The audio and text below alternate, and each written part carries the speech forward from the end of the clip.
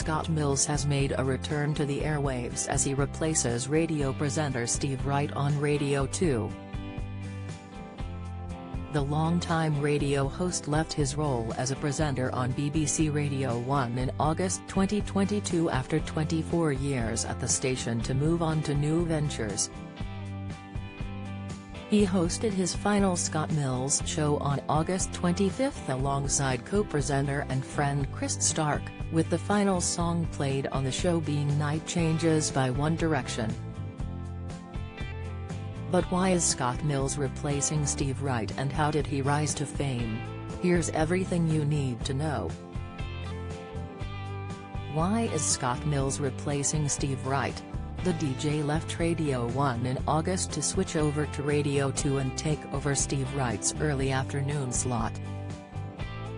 Steve, who spent 23 years at the radio station, announced he would be stepping down from daytime radio in September when Scott announced he'd be taking over.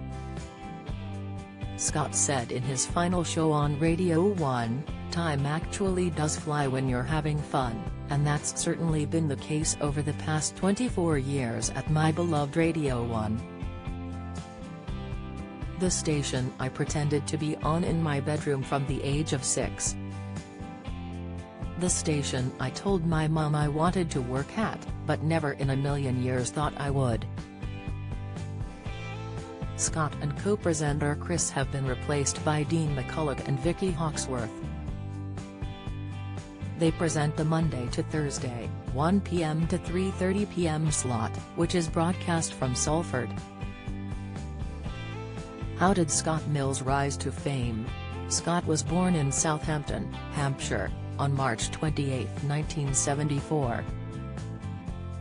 He always aspired to become a radio presenter, and at the age of 16, he bagged his first role at a local station called Power FM.